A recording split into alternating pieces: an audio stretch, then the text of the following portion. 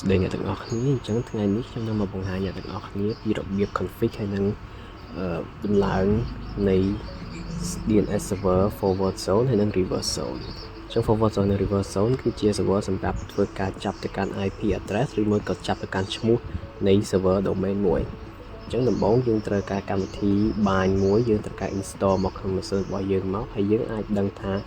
យើង install បានបើសិនជាយើងអាចចូលទៅកាន់ CD etc name d នេះបើសិនជាយើងអាចដូរបាននោះមានន័យថាយើង install រួចហើយនោះដែលខ្ញុំ install រួចហើយឥឡូវយើងត្រូវការ config វាមកយើងប្រើ vim ហើយ name d config មកយើងចូលមកដល់file របស់វានេះហើយមុននឹងយើង config យើងត្រូវឡើងមកខាងលើនេះដើម្បីបដូរ listen port នេះដាក់ពាក្យថា any ហើយ allow query ដាក់ថា any ដើម្បី allow access ពី network ខាងក្រៅបាន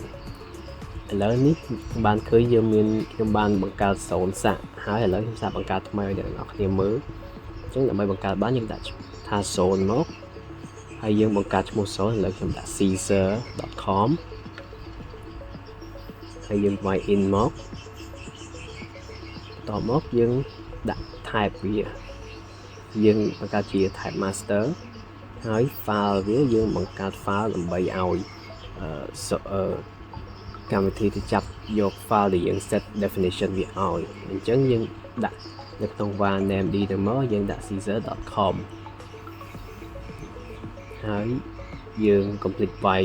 សញ្ញានេះក្រោយព្រោះអីវាអាចនឹងបង្ក error បើយើងមិនដាក់វាហើយ allow update យើងដាក់ថា none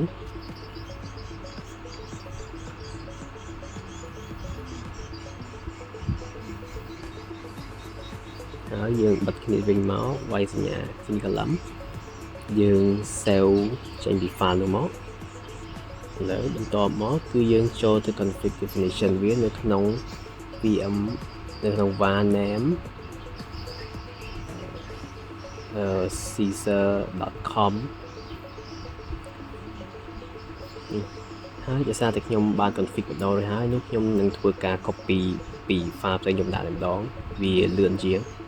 អញ្ចឹងនេះគឺជាអ្វីដែលយើងត្រូវការដើម្បីដំណើរការវាបានគឺខាងលើនេះយើងវាយសញ្ញាដុល្លារហើយ TTL មកមានន័យថាការ release របស់វាយើងដាក់3ម៉ោងហើយកន្លែងនេះយើងដូរឈ្មោះកន្លែងនេះដាក់ឈ្មោះ domain របស់យើងតាមបាញ់មកគឺ caesar.com យើងដូរឈ្មោះទាំងអស់ហ្នឹងមកហើយកន្លែងលេខនេះគឺសិតតែរយៈពេល series ហើយនឹង expire date អីដែលDNS server ដើម្បីដំណើរការនៅពេលដែលចាប់ទៅកាន់ server ម្ដងចាប់ query របស់វាហើយកន្លែងនេះ server name វានឹងយើងដាក់ caesar.com ដែរនេះគឺជា mail exchange យើងដូរដាក់ caesar.com ដែរហើយនេះគឺជាការដាក់ alias ទៅកាន់ IP server អញ្ចឹងដូចជាខាងលើនេះគឺ DNS1 name server 1នេះយើងដូរចាប់វាជា alias របស់ IP កតុយ28របស់យើងហើយខាងក្រោមគឺជា cname គឺជាពាក្យកាត់ដូចជា www នេះគឺយើងសេជាពាក្យកាត់ទៅកាន់ web server របស់ caesar.com របស់យើងអញ្ចឹងមានន័យថាយើងមិនបាច់ search web server.caesar ទេគឺយើងគ្រាន់តែវាយ www.caesar មកវានឹងលោតទៅកាន់ server របស់យើងអញ្ចឹងដល់ពេលហើយយើងចេញពី file នោះមកហើយបន្ទាប់មកយើងធ្វើការ check zone វាគឺដោយប្រើ command នេះ command name d check zone ហើយយើងដូរពាក្យ name ទាំងអស់ហ្នឹងទៅដាក់ឈ្មោះ server របស់យើងមកគឺ caesar.com បំពេញហ្នឹងនេះបើសិនវាចេញមកដាក់ថា OK បែបនេះគឺវាដំណើរការដោយគ្មានបញ្ហាអ្វីទាំងអស់ហើយយើង clear ចេញ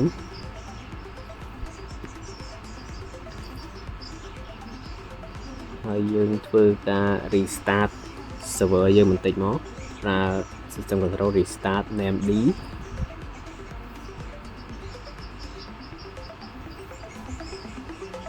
បន្ទាប់មកយើងអាចធ្វើការ test បានយើង clear ចេញដោយប្រើ ns lookup ហើយយើងវាយឈ្មោះ server របស់មកគឺ caesar.com នេះសាកម្ដងទៀតគឺយើងដាក់ caesar www.com នេះគឺយើងបានឃើញហើយយើងឃើញវា link ទៅកាន់ IP address ដែលយើងបានដាក់អំបញ្ញមិញហ្នឹងគឺកតុយ28ឥឡូវយើងសាកធ្វើតេស្តវាមក យើងដាក់ថា mail ដល់ caesar.com នេះយើងឃើញ mail យើងបានចាប់ទៅកាន់IP address កតុយសារមួយហ្នឹងរួចហើយឥឡូវមិញកាត់ forward zone ឥឡូវយើងធ្វើការបង្កើតទៅកាន់ reverse zone ម្ដងគឺយើងចូលមកកាន់ config ដដែលមកហើយយើងធ្វើការបង្កើត reverse zone សម្រាប់ caesar.com ហ្នឹងដោយយើងវាយ zone ហើយទីនេះគឺយើងវាយ IP សម្រាប់ឲ្យវា reverse ប៉ុន្តែនៅពេលនេះក្នុងដំណាក់កាលនេះគឺយើងវាយបញ្ច្រាស់មកវិញអញ្ចឹងគឺយើងវាយ168ហើយ192ហើយបន្ទាប់មកក្រោយនេះគឺយើងដាក់វាយពាក្យដាក់ in address alpha យើងវាយ in ហើយយើងដាក់ type ហើយហ្នឹងដូចជាយើងបង្កើត forward zone វិញហ្នឹង type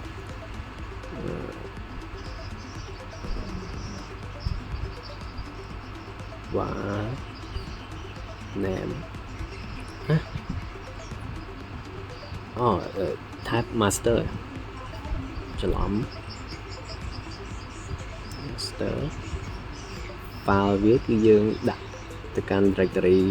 var /namd ហើយដើម្បីស្រួលចាំយើងវាយ IP address មកស្រួលវាចាប់អញ្ចឹង 192.168.168 ឥឡូវយើងដូរ IP address យើងដាក់.100 វិញដើម្បីឲ្យវាខុសពី net server ខាងលើអញ្ចឹងយើងដាក់.100 មកហើយយើងវាយកតុយវា0ស្រួលចាំហើយ allow update វាយើងដាក់ none ដូចគ្នា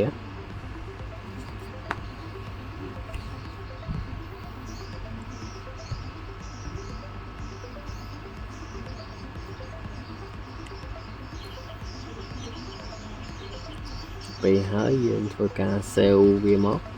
ចេញមកយើងវាយ copy ហ្នឹងមកដើម្បីយើងទៅបង្កើត config file zone ហ្នឹងមួយទៀតឥឡូវយើងវាយ vmv ហើយ var namd មកយើងផាស file មិញនេះមកគឺឥឡូវខ្ញុំធ្វើការ copy ផាសពី document របស់ខ្ញុំបានធ្វើ test មុនដើម្បីកុំឲ្យចំណាយពេលយូរពេកនេះគឺជាអ្វីដែលយើងត្រូវការដើម្បីបង្កើត reverse zone អញ្ចឹងគឺវាស្តៀងនឹងដំបូងនឹងដែរទេឥឡូវយើងធ្វើការដូរឈ្មោះនេះដាក់ caesar.com វិញមក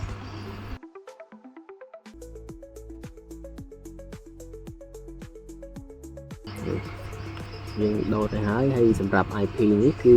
យើងដាក់វាសម្គាល់មានន័យថាអញ្ចឹងពេលណាដែលយើងវាយ IP កតុយហ្នឹងគឺត្រូវ point ទៅកាន់ name server នៅខាងឆ្វេងនៅខាងស្ដាំដៃហើយយើងចេញមកយើងធ្វើការ restart server យើងម្ដងទៀតមកដើម្បីធ្វើការ test វាយើងវាយ system control restart namd មក